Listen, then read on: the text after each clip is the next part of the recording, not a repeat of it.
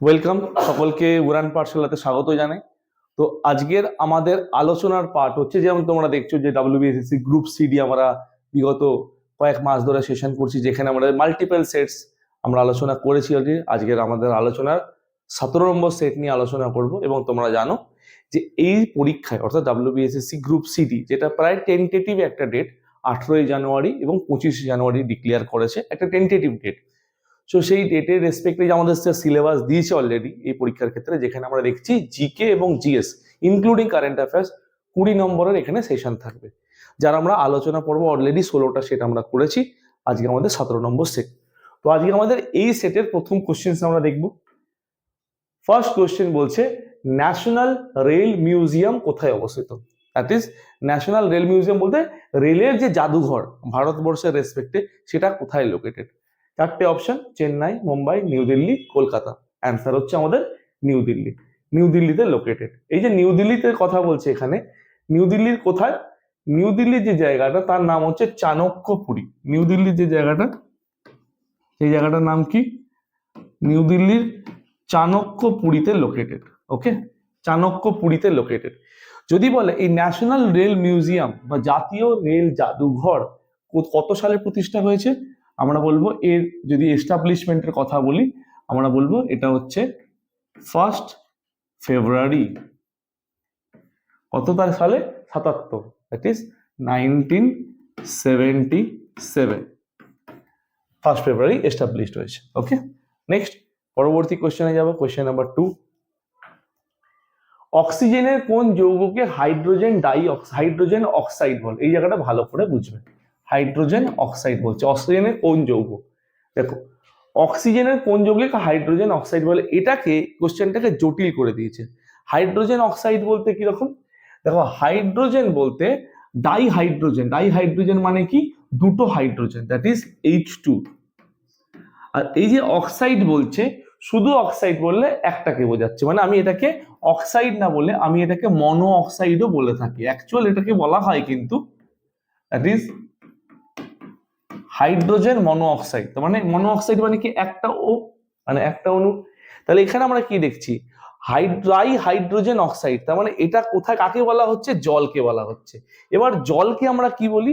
জলকে আমরা বলি হচ্ছে H2O। কিন্তু একটু ভয় দেখানোর জন্য বা কেমিক্যালি এগুলো একটু মানে বিপজ্জনক ভাবে কথাটা ইউজ করার জন্য, যে আমরা অনেক সময় বলে থাকি যে জলের মধ্যে কি থাকে, জলের মধ্যে এই জলটার মধ্যে ডাইহাইড্রোজেন মনোঅক্সাইড মিশে আছে, তাহলে আমাদেরকে এটা ভয় লেগে যাবে। কিন্তু ডাইহাইড্রোজেন মনোঅক্সাইড মানে কি? জলই ওটা। ঠিক আছে, কি? দুটো হাইড্রোজেন, একটা আমাদের অক্সিজেন। তো জলকে এটা ইন্ডিকেট করছে। একটু কেমিক্যালি একটু অন্যভাবে বলা হচ্ছে, যাতে অনেক সময় একটা নেগেটিভ সেন্টিমেন্ট ক্রিয়েট করা যায়, তার জন্য একটু মানে মজা করে এটা আর কি। নেক্সট কোশ্চেন নাম্বার 3, মাছ ধরার ছিপ কোন শ্রেণীর লিভার? আমরা জানি 3 ধরনের লিভার হয়, যেখানে বল, আলম্ব, ভার বিভিন্ন পজিশনের উপর ডিপেন্ড করে। মাছ ধরার ছিপ, মাছ ধরার ছিপ মানে কি? ধরো এইখানে একজন ব্যক্তি, এখানে একজন ব্যক্তি, এই ব্যক্তি মাছ ধরছে, ঠিক আছে? এখানে পুকুর, এই ব্যক্তি মাছ ধরছে। মাছ ধরার জন্য কিসের প্রয়োজন? ছিপের প্রয়োজন। এই পুকুরের মধ্যে মাছ ধরেছে সেই ব্যক্তিটা, ধরো মাছ ধরেছে। তাহলে এই ব্যক্তি ধরেছে কি? হাত দিয়ে ছিপটাকে ধরে আছে। তাহলে হাতটা হচ্ছে তার কি? আলম্ব। হাতটা হচ্ছে কি? তার আলম্ব। আর এইখানে মাছ তুলছে, তাহলে তার একটা ওজন আছে, তার মানে এটা হচ্ছে ভার।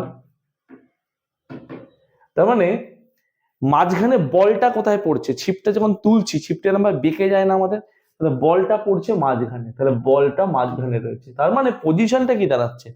যখন আলম্ব আর ভারের মাঝখানে বল প্রযুক্ত হবে বা বল থাকবে, পজিশনটা এরকম আলম্ব, বল, ভার, তখন তাকে আমরা কি বলবো? তৃতীয় শ্রেণীর লিভার। মানে এখানে তো তাই দেখছি, সিচুয়েশন তাই দাঁড়াচ্ছে মাছ ধরার ক্ষেত্রে।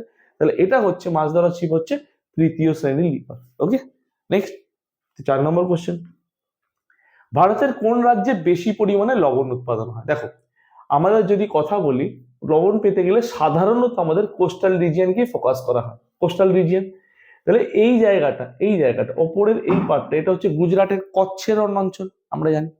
তাহলে গুজরাটের কচ্ছের রণ অঞ্চলে সব থেকে বেশি পরিমাণ লবণ উৎপাদন হয়। এছাড়াও গুজরাটের আর একটা জায়গা আছে ভাবনগর, ওইখানেও প্রচুর পরিমাণ লবণ উৎপাদিত হয়ে থাকে। কচ্ছের রণ মেনলি লবণাক্ত মরুভূমি বলে পরিচিত, যে বিস্তীর্ণ সাদা অঞ্চল। তার মানে ভারতের কোন রাজ্যে বেশি মানে সর্বাধিক? তাহলে আমাদের অ্যান্সার হচ্ছে গুজরাট। তাহলে লবণ উৎপাদনে ভারতে প্রথম কে? ভারতে প্রথম হচ্ছে গুজরাট প্রথম। লবণ উৎপাদনে যদি বলা হয় সেকেন্ড কে? সেকেন্ড হচ্ছে আমাদের তামিলনাড়ু, দ্যাট ইজ এই পজিশনে রয়েছে। আর থার্ডে কে? 3 নম্বর গুজরাটের ওপরের রাজ্যটা এই অঞ্চলে যেটা রয়েছে সেটা হচ্ছে কি? That is Rajasthan. সেটা হচ্ছে রাজস্থান। হয়ে গেল first, second, third. Next question number 5। Apollo 11 এর লুনার মডেল ইগল চাঁদের যেই অংশ অবতরণ করেছিল সেই স্থানের নাম কি? এটা একটা চাঁদের মিশন ছিল। এটা কি মিশন, না মিশন, কারা গেছিল আমরা আলোচনা করব। এটা কোন জায়গায় নেমেছিল? সেই জায়গাটার নাম হচ্ছে সি অফ ট্রাঙ্কুইলিটি। এটাকে বাংলায় কি বলা হয়? এটাকে বাংলায় বলা হয় শান্ত সাগর। এই অ্যাপোলো 11 যেটা লঞ্চ করা হয়েছিল চাঁদের ক্ষেত্রে, লুনার মানে চাঁদের ক্ষেত্রে আমাদের লঞ্চ করা হয়েছিল এই প্রজেক্টটা। এই প্রজেক্টটা সি অফ ট্রাঙ্কুইলিটি বলতে কোন জায়গা? এই জায়গাটা চাঁদে যেই জায়গাটা নেমেছিল, এটা সাগর বলতে কোনো সাগর মহাসাগর জলাশয় ভেবো না কিন্তু, ঠিক আছে? যেই জায়গাটা নেমেছিল চাঁদের সমতল ভূমি খুব কম, উঁচু নিচু অংশই বেশি, সেখানে তো ল্যান্ড করা যাবে না। তাই জন্য এটা হচ্ছে সমতল এবং মসৃণ এলাকা। তাই জন্য এখানে অ্যাপোলো 11 র্যাডার এখানে লঞ্চ হতে পেরেছিল, মানে এখানে নামতে পেরেছিল, অবতরণ করতে পেরেছিল। যারা গেছিল তাদের নাম কি? নীল আর্মস্ট্রং আর এডউইন অলড্রিন, দুজন গেছিল, নীল আর্মস্ট্রং আর এডউইন অলড্রিন। তা এই দুজন চাঁদের মাটিতে প্রথম এইখানে কিন্তু অবতরণ করেছিল। আই হোপ এই জায়গাটা clear. Okay, next question number 6। City of 7 island কোন শহরকে বলা হয়? মানে 7খানা আইল্যান্ডের শহর নিয়ে ভারতের কোন শহরটা তৈরি হয়েছে? চেন্নাই, ব্যাঙ্গালোর, মুম্বাই, কোচি। মুম্বাইতে এরকম 7খানা ছোট ছোট আইল্যান্ড ছিল। যেমন আমরা যদি বলি, যেমন মারমাগাঁও, এছাড়াও যদি আমরা বলি মারমাগাঁও ছাড়াও যেটাকে আমরা মাজাগাঁও বলে থাকি, মারমাগাঁও অ্যাকচুয়াল কর্ণাটকে, এটাকে মাজাগাঁও বলে থাকি, পভেল, পনভেল, বোরিভালি, এগুলো কি? এগুলো ছোট ছোট আইল্যান্ড, 7খানা আইল্যান্ড মিলে তৈরি হয়েছে মুম্বাই। এই জন্য মুম্বাইতে কি হয়? সি লিঙ্ক বলা হয়, সি লিঙ্ক। সি লিঙ্ক মানে হচ্ছে একটা জায়গা থেকে আরেকটা জায়গায় কানেক্টার। পরবর্তীকালে ব্রিটিশ শাসনকালে এই 7টা আইল্যান্ডকে একে অপরের সাথে স্থলভাগ দিয়ে বা ল্যান্ড এরিয়া দিয়ে, মানে সেখানে মাটি ফেলে, সেখানে বালি দিয়ে সেই জায়গাগুলোকে কভার আপ করে এই 7টা আইল্যান্ডের সাথে কানেকশন ডেভেলপ করা হয়। এবং যেখানে যেখানে কানেকশন ডেভেলপ করা যায়নি সেখানে লং রুটের ব্রিজ তৈরি হয়েছে। সেই জন্য বলা হয় সিটি অফ 7 আইল্যান্ড কাকে বলা হয়? দ্যাট ইজ মুম্বাইকে বলা হয়। ব্রিটিশরা এই কাজটা করেছিল। Next question number 7। ভারতবর্ষে রেলওয়ে বোর্ড কবে তৈরি হয়? ভারতবর্ষে রেলওয়ে বোর্ড, দেখো ব্রিটিশরা যখন রেলওয়ে বোর্ড অপারেট করছিল 1853 সাল থেকে, ব্রিটিশরা দেখলো যে ভারতের রেলওয়ে নেটওয়ার্ক তো ক্রমশ বাড়ছে। তো ভারতের রেলওয়ে নেটওয়ার্ক যখন ক্রমশ বাড়ছে, তাহলে তার এক্সপ্যানশনকে কন্ট্রোল করার জন্য একটা বোর্ড দরকার। সেই বোর্ডটা হচ্ছে কি? That is railway board. ভারতীয় রেলওয়ে বোর্ড এস্টাবলিশড হয়েছিল 1905 সালে। কি কবে তৈরি হয়? কিন্তু এই বোর্ডটা গঠনের কাজ কিন্তু 1901 সাল থেকে শুরু হয়। বোর্ডটা গঠনের কাজ শুরু হয় 1901 সাল থেকে, আর রেলওয়ে বোর্ড তৈরি হয় বা এস্টাবলিশ বা স্থাপন হয় তখন আমরা বলবো 1905 সালে। ওকে, আর তোমরা জানো যে 1853 16ই এপ্রিল ভারতবর্ষে প্রথম রেলপথ চালিত হয় মুম্বাই টু থানে। মুম্বাই যে স্টেশনটা ছিল সেই স্টেশনটার নাম হচ্ছে কি? সেই স্টেশনের নাম হচ্ছে বোরিবন্দর, যেটা 34 কিলোমিটার রাস্তা ছিল, বা আমরা মাইলে বললে 21 মাইল বলতে পারি। লর্ড ডালহাউসির আমলে চালু হয়েছিল যে অঞ্চলটা। এবং এই সময় এই যে রাস্তাটা আমরা বলছি, এখানে 14খানা কম্পার্টমেন্ট দিয়ে ট্রেন চলেছিল, 400 জন প্যাসেঞ্জার ছিল প্রথম ক্ষেত্রে 1853 সালে লর্ড ডালহাউসির সময়। আর যে কোম্পানি তৈরি করার টেন্ডার পেয়েছিল, ব্রিটিশদের একটা company, the great Indian peninsular railway company, তারাই টেন্ডারটা পেয়েছিল। Next question number 8। Namdapha national park কোথায় অবস্থিত? নামদফা ন্যাশনাল পার্ক অবস্থিত হচ্ছে অরুণাচল প্রদেশ। ঠিক আছে, এই নামদফা ন্যাশনাল পার্ক 1983-84 সালে একে ডেজিগনেশন দেওয়া হয় ন্যাশনাল পার্ক হিসাবে। এটা অরুণাচল প্রদেশে যেখানে অবস্থিত, সেইখান থেকে মায়ানমার বর্ডার খুব বেশি দূরে নয়। মানে অরুণাচল প্রদেশ আমরা বলতে পারি ভারত মায়ানমার সীমান্তের কাছাকাছি সংলগ্ন অঞ্চলে অবস্থিত। তাহলে এটা হচ্ছে নামদফা ন্যাশনাল পার্ক আমরা দেখলাম। নেক্সট, নীল লিটমাসকে লাল করতে গেলে কোন দ্রবণে রাখতে হবে? দেখো, নীল লিটমাসকে লাল করতে গেলে আমাদের যে দ্রবণ ইউজ করা হয়, নীলকে লাল মাথায় রাখবে, নীলকে লাল করতে গেলে কোন দ্রবণে রাখতে হয়? অ্যাসিডের দ্রবণে। অ্যাসিডের দ্রবণে বলতে তুমি এখানে বলতে পারো ভিনিগার। ভিনিগার মানে কি? Acetic acid. বা আমরা বলতে পারি লেবু। লেবু মানে কি? Citric acid. বা আমরা বলতে পারি তেঁতুল। তেঁতুল মানে কি? Tartaric acid. বা আমরা বলতে পারি আপেল। আপেল মানে কি? Malic acid. বা পিঁপড়ের হুলে যেটা থাকে দ্যাট ইজ ফর্মিক অ্যাসিড। তাহলে অ্যাসিড ইউজ করা হয় নীল থেকে লাল লাল লাল লিটমাস করতে গেলে অ্যাসিডের ইউজ করে। যে এক্সাম্পল গুলো বললাম এগুলোকে মাথায় রেখো।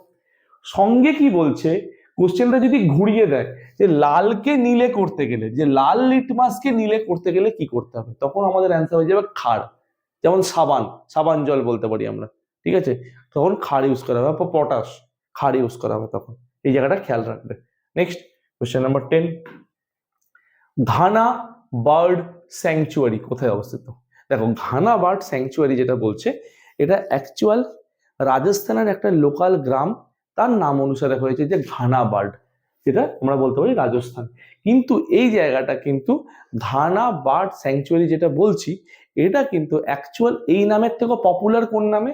বেশি পপুলার হচ্ছে কেওলাদেও, কেওলাদেও ন্যাশনাল পার্ক এই নামে পরিচিত। কিন্তু এটা রাজস্থানের কোথায় অবস্থিত? এটা হচ্ছে রাজস্থানের ভরতপুর জেলায় অবস্থিত। রাজস্থানের কোথায়? ভরতপুর ডিস্ট্রিক্টে কিন্তু লোকেটেড। এটা প্রাচীনকালে রাজার এখানে শিকারের জায়গা ছিল, কিন্তু পরবর্তীকালে এখানে বিভিন্ন জায়গার পক্ষীরা এই অঞ্চলে আসতে শুরু করে, তাহলে বার্ড স্যাংচুয়ারিতে কনভার্ট হয়ে যায় এটা। নেক্সট কোশ্চেন নাম্বার 11, বর্তমানে ভারতে সম্পত্তির অধিকার কোন প্রকার অধিকার? দেখো, সম্পত্তির অধিকার মানে হচ্ছে আমরা বলতে পারি রাইট টু প্রপার্টি। সম্পত্তির অধিকার বলতে আমরা কি বলতে পারি? Right two property. তাহলে অধিকারের কথা বলা হচ্ছে, তার মানে এখানে আমরা বলতে পারি রাইট টু প্রপার্টি বলতে এটা আমাদের কনস্টিটিউশনের ফান্ডামেন্টাল রাইটে বা মৌলিক অধিকারের 31 নম্বর আর্টিকেলে ছিল। কি বললাম? ছিল। তার মানে এখন বর্তমানে নেই। তাহলে বাদ গেল কবে? বাদ গেল হচ্ছে 1978 সাল। 1978 সালে কততম সংবিধান সংশোধন হয়েছিল? 44তম সংবিধান সংশোধন হয়েছিল, 44th অ্যামেন্ডমেন্ট অ্যাক্ট। 44তম সংবিধান সংশোধনের মাধ্যমে, অ্যামেন্ডমেন্ট অ্যাক্ট, 44তম সংবিধান সংশোধনের মাধ্যমে এটাকে বাদ দেওয়া হয়। এটা বলতে সম্পত্তির অধিকারকে বাদ দেওয়া হয়। তাহলে সম্পত্তির অধিকার এখান থেকে বাদ দিয়ে কোথায় নিয়ে যাওয়া হয়? সম্পত্তির অধিকার এখান থেকে বাদ দিয়ে নিয়ে যাওয়া হয় আর্টিকেল 300A। তাহলে কোথায় নিয়ে যাওয়া? Article 300A। এটাকে কি কি তকমা দেওয়া হলো? লিগাল রাইট বা আইনগত অধিকার। তাহলে আমাদের option C is the correct answer, যেটাকে আমরা বলতে পারবো কি? Legal right. বর্তমানে এটা কি? Legal right, not fundamental right.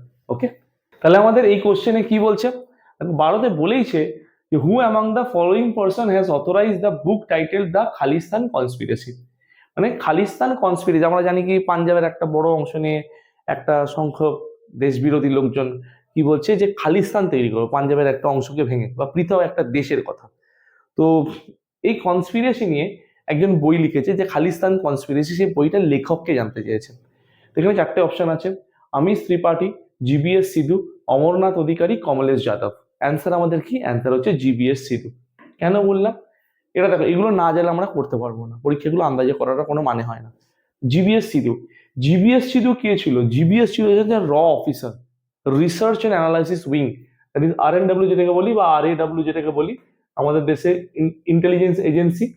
তো এই রয়ের কাজ কিন্তু সেটা ছিল, মানে উনি রয়ের একজন মানে সার্ভিস অফিসিয়াল হোল্ডার ছিল। তো উনি এই কথাটা বলে যে খালিস্তান কিভাবে তৈরি হচ্ছে, এবং ব্লু স্টার অপারেশন, তোমরা জানো যে 1984-এ ব্লু স্টার অপারেশন, যে 1984 সালে যে ইন্দিরা গান্ধী মারা যাওয়ার পর যে পাঞ্জাবের অমৃতসরে বা গোল্ডেন টেম্পলে যে ব্লু স্টার অপারেশন চলেছিল এই খালিস্তানি জঙ্গিদের এলিমিনেট করার জন্য, তো সেইটা কিন্তু তার বইতে উঠে এসছে লেখাটা, যেটা জিবিএস সিধু লিখেছে। ডান। নেক্সট কোশ্চেন নাম্বার 13, আমরা কথা দিয়ে নয় কাজ দিয়ে আমাকে বিচার করুন। আমার কথা দিয়ে নয় কাজ দিয়ে আমাকে বিচার করুন, কে বলেছিল? খুব ভালো কথা বলেছিল হচ্ছে লর্ড রিপন। কত সাল? লর্ড রিপনের টাইম পিরিয়ড হচ্ছে 1880 থেকে 84, লর্ড রিপনের টাইম পিরিয়ড। এর মধ্যে তিনি কি করেছিল? ভার্নাকুলার প্রেস অ্যাক্টকে রিপিল করেছিল 1881 সালে। আমি একটু লিখে দিচ্ছি, এগুলো বুঝতে সুবিধা হবে। দ্যাট ইজ ভার্নাকুলার প্রেস অ্যাক্টকে 1881 সালে রিপিট করেছিল। রিপিল মানে পুনরায় সেটাকে রেকটিফাই করেছিল, অ্যামেন্ড করেছিল, সংশোধন করেছিল। বা আমরা বলতে পারি যে তার সময় হান্টার কমিশন এটা নিয়ে আলোচনা হয়েছিল। বা first factory act, first factory act, first factory act, এটাও তিনি কাজ করেছিল, এটাও 81 আমরা বলতে পারি। এইগুলো তার অনেক ভূমিকা ছিল আমাদের দেশের ক্ষেত্রে। তো রিপন যে আমাদের দেশের জন্য খুব বাজে কাজ করেছে তা নয়, মানে আমরা গভর্নর জেনারেল দেখেছি ভারতের এগেনস্টে বেশিরভাগ কাজ করেছে। রিপন কিছু কিছু জায়গায় ইন্ডিয়ার ফেভারেও কাজ করেছে, মানে একটু নিউট্রাল লোক ছিল আর কি। তো কোশ্চেন নাম্বার 13 এর অ্যান্সার আমাদের রিপন। নেক্সট, গান্ধীজি কোথায় প্রথম সত্যাগ্রহ আন্দোলন শুরু করেছিল? দেখো, গান্ধীজি 1914-15 যখন ভারতে আসার পর তিনি নীল চাষের বিরুদ্ধে, চাষিদের হয়ে প্রথম গুজরাটের বিহারের চম্পারণে তিনি একটা নীল চাষিদের একটা নিয়ম ছিল যে তিন কাটিয়া একটা সিস্টেম ছিল। এই তিন কাটিয়া সিস্টেমে কি করেছিল? তিনি চম্পারণে নীল চাষিদের হয়ে ব্রিটিশদের বিরুদ্ধে কথা বলেছিল কিন্তু, ঠিক আছে।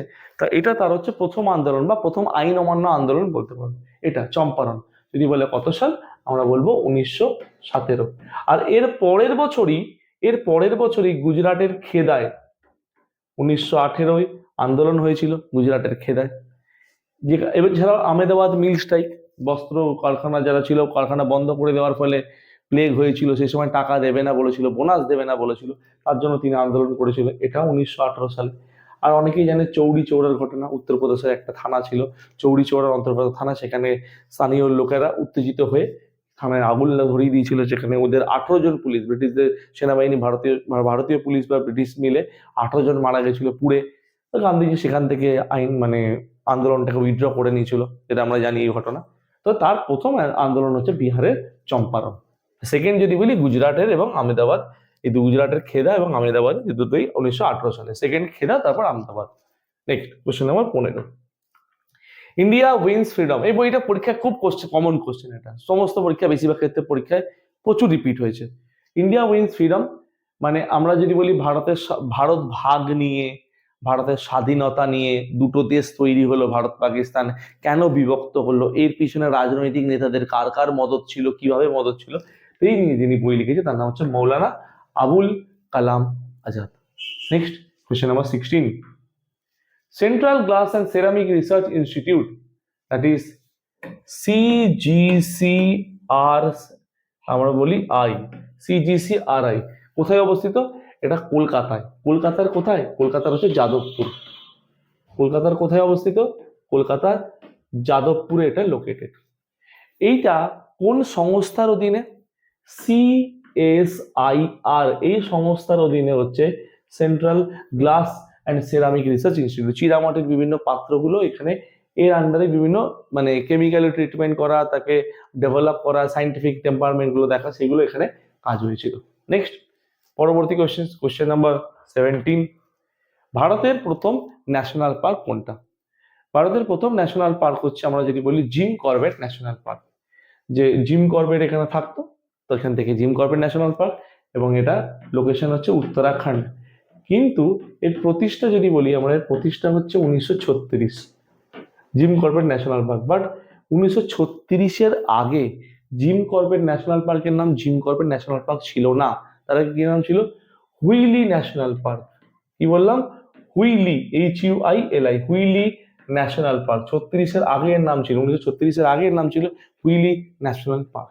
Next question number 18, presently for which football club Cristiano Ronaldo plays? বর্তমানে কোন ফুটবল ক্লাবে ক্রিস্টিয়ানো রোনাল্ডো খেলে? তাহলে দেখো, জুভেন্টাসে আগে খেলতো, বর্তমানে খেলে কোথায়? আল নাসের FC।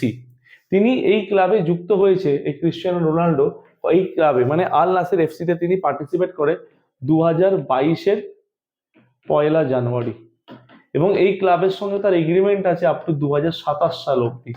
মোস্ট প্রবাবলি এই এগ্রিমেন্টটা কমপ্লিট করার পর ক্রিস্টিয়ানো রোনাল্ডো তো 42-এর কাছাকাছি চলে যাবে, তখন ক্রিস্টিয়ানো রোনাল্ডো খেলা থেকে মানে লিভ নেবে আর কি, মানে গ্লোবাল যত খেলা হয় ওই খেলা থেকে ক্রিস্টিয়ানো রোনাল্ডো মেবি, সম্ভাবনা বেশি যে উনি লিভ নেবেন। তাই এখন বর্তমানে এই ক্লাবের সঙ্গে যুক্ত, আগে জুভেন্টাসে খেলতো। নেক্সট কোশ্চেন নাম্বার 19, ইনসুলিন নিচের কোন চিকিৎসায় ব্যবহার করা হয়? দেখো ইনসুলিন অগ্নাশয় থেকে আমাদের বেরোয়, অগ্নাশয় থেকে এক ধরনের হরমোন রিলিজ হয়, যেটা রক্তের মধ্যে কি করে সুগারের মাত্রা বা ডায়াবেটিসের মাত্রা বা আমাদের রক্তের যে অম্লতা সেটাকে কমিয়ে দেয়। তাহলে ইনসুলিন হচ্ছে কোন চিকিৎসা ব্যবহার করা হয়? ডায়াবেটিসের ক্ষেত্রে ব্যবহার করা হয়। এটা অনেকেই জানো তোমরা, ডায়াবেটিস ক্ষেত্রে ইউজ করা হচ্ছে। কোশ্চেন নাম্বার 20, আজকের আমাদের লাস্ট কোশ্চেন। কি বলছে? ওঙ্কার মন্দির, ওঙ্কার হচ্ছে শিবের মন্দির, আমরা বলি না ওমকারেশ্বর, দ্যাট ইজ শিবের মন্দির। ওঙ্কার মন্দির ভারতের কোন রাজ্যে অবস্থিত? মধ্যপ্রদেশে অবস্থিত।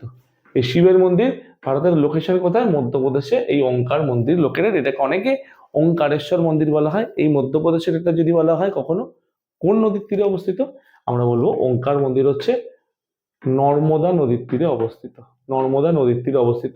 আর এই নর্মদা নদীর দৈর্ঘ্য হচ্ছে 1312 কিলোমিটার, যেটা মধ্যপ্রদেশের অমরকন্টক থেকে উৎপত্তি হয়ে মধ্যপ্রদেশ, মহারাষ্ট্র, গুজরাটে গিয়ে খাম্বাত উপসাগরে পড়েছে। তা আই হোপ আমাদের এই 20টা সেশনের আলোচনা প্রত্যেকে ক্লিয়ার। আমরা 17 নম্বর সিরিজে কমপ্লিট করলাম। পরবর্তী ক্লাসে, পরবর্তী ভিডিওতে আমরা 18 নম্বর সেট নিয়ে আসবো। টিল দেন সকলকে thank you and keep watching.